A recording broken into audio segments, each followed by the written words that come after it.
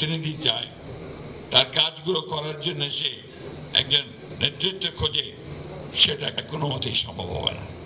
আমরা এই কারণেই বলেছি যে লোয়ার যে আপনার পার্লামেন্ট, অর্থাৎ নিম্ন কক্ষের যে পার্লামেন্ট, সেই পার্লামেন্টে আমরা আনুপাতিক নির্বাচন কথা আমরা চিন্তা করি না। বন্ধুগণ, আপনারা জিয়া পরিষদ করছেন, জিয়া পরিষদ করলে দায়িত্বটা অনেক বেশি এসে দাঁড়ায়। আমি এখানে এসে যেটা দেখলাম, তাতে করে আমার মনে হয়েছে যে আপনার সবার আগে যেটা দরকার সেটা হচ্ছে একটা আপনার ডিসিপ্লিন ঠিক করা, শৃঙ্খলা রক্ষা করা। সবাই দাঁড়িয়ে যাচ্ছি যার যেমন খুশি, এইভাবে তো আপনার একটা সংগঠন চলবে না। সংগঠনকে আমি সেই জন্য কর্মকর্তা আছেন, নিয়মিত বৈঠক করেন, নিয়মিত বসেন, বিএনপি রাজনীতি আদর্শ সেটাকে তারা সামনে নিয়ে আসেন। এখনকার যে একটি দফা আছে সামনে আনেন, কথা বলেন, কেন গণতন্ত্র দরকার তা মানুষকে বোঝানোর চেষ্টা করেন, এবং আপনাদের কাজের মতো দেশটাকে নিয়ে আসেন। জিয়াউর রহমান একজন ক্ষণজন্মা পুরুষ ছিলেন, সবসময় জিয়াউর রহমান পাওয়া যায় না, তাই না?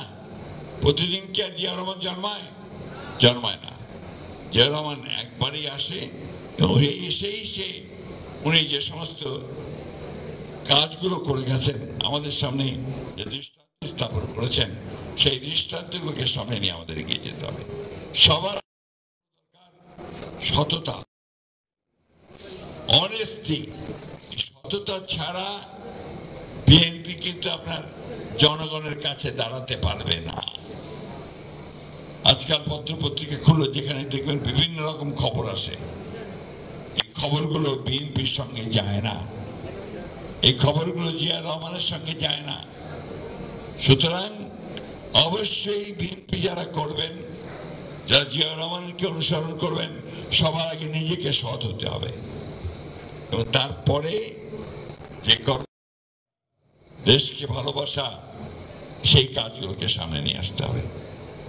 এই ক্ষণজন্মা মানুষটির অল্প সময়ের মধ্যে সারা বাংলাদেশের পরিবর্তনের জন্য যিনি যে কাজগুলো করে গেছেন, সেই কাজগুলোকে এখনো আপনারা সেটাই করে খাচ্ছেন।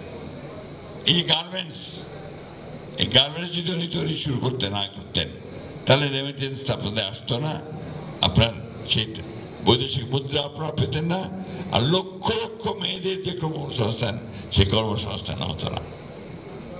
বিদেশে শ্রমিক পাঠানো, এটাও জিয়াউর রহমানেরই করা। সেই জিয়াউর রহমান শুরু করেছেন বলে আজকে বিদেশে লক্ষ লক্ষ মানুষ বিদেশে আপনাদের জন্য, আমাদের দেশের জন্য টাকা পাঠাচ্ছে। প্রতিটি ক্ষেত্রে আপনি ভালো করে খোঁজ নেবেন, কৃষি, শিল্প, স্বাস্থ্য, সব ক্ষেত্রে জিয়াউর রহমান মাত্র 3.5 বছর সময়ের মধ্যে একটা অবিশ্বাস্য, একটা অভাবনীয় বৈপ্লবিক পরিবর্তন নিয়ে এসেছিলেন। আসুন আমরা আমাদের নেতা জিয়াউর রহমান সাহেবকে সেই অনুসরণ করি। আমাদের নেত্রী যিনি গণতন্ত্রের জন্য কোনো আপোষ করেননি, দেশনেত্রী বেগম খালেদা জিয়াকে অনুসরণ করি। আমাদের নেতা তারেক রহমান যিনি দীর্ঘ বছরের পর বছর ধরে বিদেশে নির্বাসিত অবস্থায় আমাদেরকে নেতৃত্ব দিয়েছেন, তাদেরকে অনুসরণ করে তাদের নেতৃত্বে আমরা বাংলাদেশকে সত্যিকার অর্থেই একটা সম্ভাবনাময়, একটা রিচ, একটা আপনার যেটাকে আমরা সমৃদ্ধ একটা দেশ, একটা গণতান্ত্রিক একটা দেশে আমরা পরিণত করি।